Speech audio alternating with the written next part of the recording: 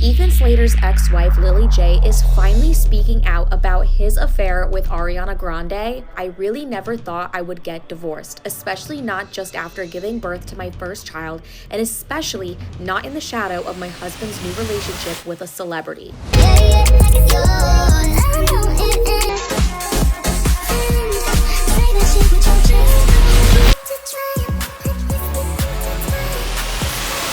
This is not looking good for her. Sometimes you get art that talks about random or hypothetical situations. Others, you get art that directly talks about something personal or something that you have lived. And that's the one Ariana Grande used in her songs, in my opinion. Break up with your girlfriend cause I'm bored. Yeah, she seems pretty bored all the time. So she goes exactly for grown-ass men that have already girlfriends, and they met Ariana, and one day after, they are dating Ariana now. Wow, such a coincidence. But now it's worst. Ariana, why are you dating a SpongeBob that has a wife that he had it since high school? And by the way, he has a newborn. Okay. And guess what, guys? She is doing it again. Because now she's dating Aaron Taylor Johnson. Who is he? Well, I really don't care. But what I do care is that he had a wife and 2 girls, 2 kids. Yeah. This is the supreme meme girl. Who needs reputation when you have been paid double your whole life compared to your co-stars? That's why when people question your long homewrecker history, the only thing you can say is yes and why do you care so much for those I write? Yeah, why do we care? Because there is something much deeper behind this type of behavior, in my opinion. Narcissism, abuse, and infidelity. From dating men who were already in relationships to facing public backlash over accountability, her behavior raised a deeper question. What is really going on behind the surface? Hi, I'm Maki. Welcome back to my channel. Today we are breaking down the psychology behind repeated relationship patterns, attraction to unavailable partners, and emotional avoidance. We are also going to connect it to the darker side of the entertainment industry, the world Jeanette McCarthy described in her memoir, to understand how early trauma, favoritism, and power can shape adult attachment and behavior. So, let's break it down. By the way, if you like my content, don't forget to subscribe and like it. Okay, with no more further explanation, let's get into the video. Part 1. Understanding the pattern through her career. Ariana Grande's relationship have been all the time under big scrutiny, especially when they involve men that were already in committed relationships. And many see this as a repeating pattern. And in my opinion, it is, because it's not a coincidence when you do it more than 10 times. And we have a whole list. I'm going to probably put a clip here. So it's a lot of people. In my opinion, that's not a coincidence. So if this is a repeating pattern, it will be like quick romantic transitions, relationship overlapping, and limits public accountability. Probably because she don't even have this type of accountability. From a psychological point of view, this behavior can reflect attachment dynamics that are patterns that are early rooted in emotional situations in early childhood. And this shapes how we connect with others. According to the attachment theory, people with secure attachment styles, either anxious or avoidance, are more prone to unstable romantic behavior and infidelity.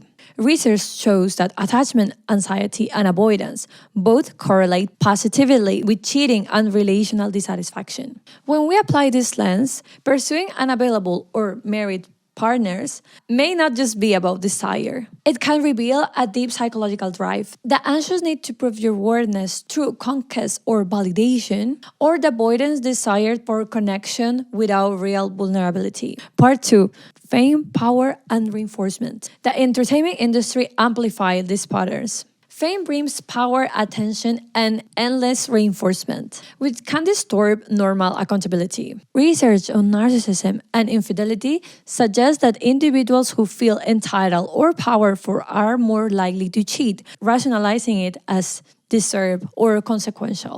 In high status environments like Hollywood, these type of things or dynamics are amplified. A public figure who receives constant validation and minimal pushback might develop a sense of immunity, a belief that normal rules don't apply to her. This could help to explain why patterns like pursuing men that are already in committed relationships can persist over years. Each successful relationship or conquest reinforces the underlying psychological reward system, what we might call a validation loop. Part 3. The role of early trauma and conditioning. To understand where this loop begins, we need to go to the early experiences, particularly the world of child stars. In Jeanette McCurdy's memoir, I'm Glad My Mom Died, offers the type of environment that we may look into to see how this type of childs develop in the future. She describes emotional abuse from her mother, the pressure to please authority figures, and alleged boundary violations by a producer known as the creator, more known as Dan Snyder for sure. McCurdy experiences reveal how early exploitation may develop in kids a damaged self-worth idea and teach unhealthy lessons about love and validation. I learned that to be loved, I had to perform, I had to please, I had to make someone else happy. When fame and power are tied to favoritism or compliance, children grow into adults who equate being chosen with being valued.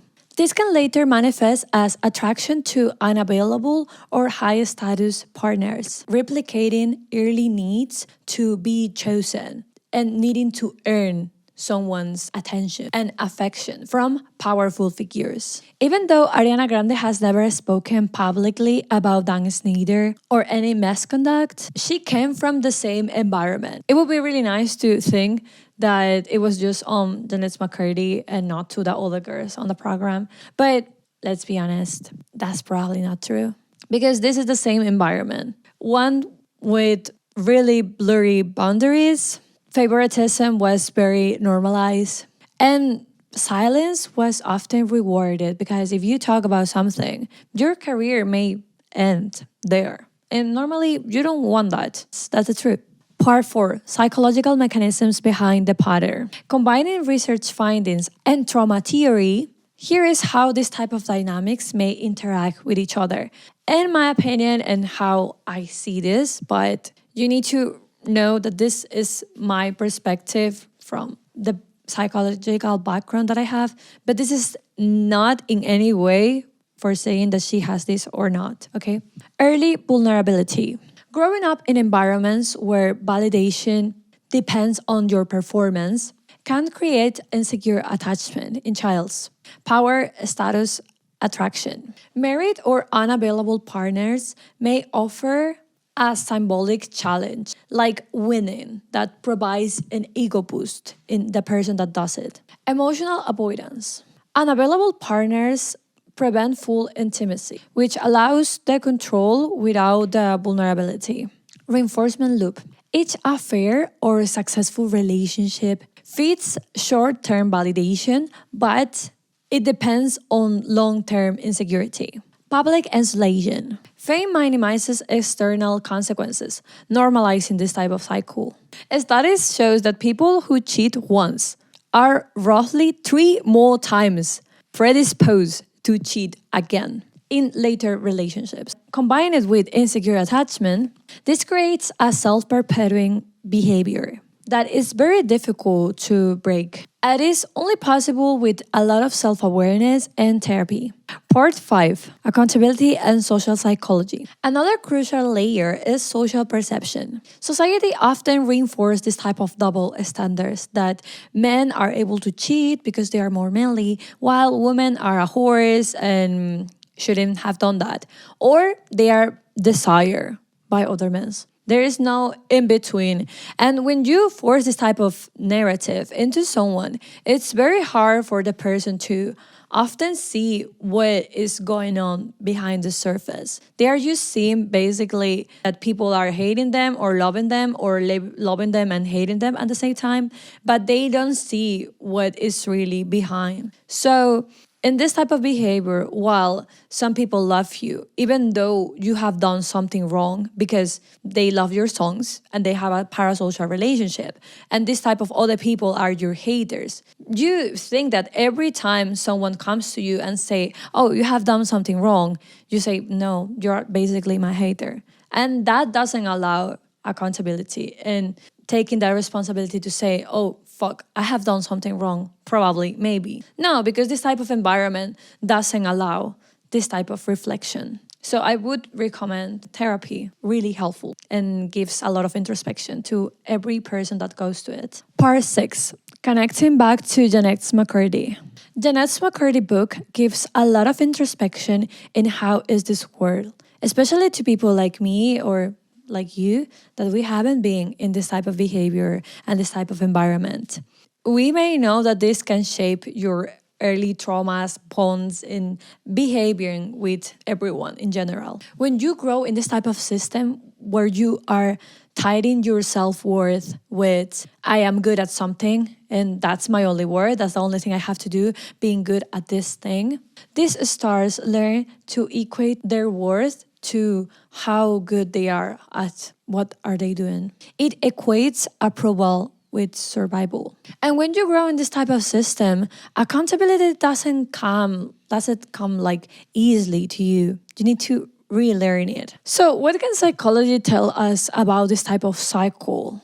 In my opinion, she may have insecure attachment, which makes you chase validation through other partners, mostly toxic or unavailable. Power and fame also distortion the feedback and reduce the accountability because you put a label to everyone that comes to say something not that good to you, that they are just haters. And early favoritism makes you think that for you like to live and to be worth or something, you need to be chosen and you need to be good. Emotional avoidance keeps relationship unstable but controllable.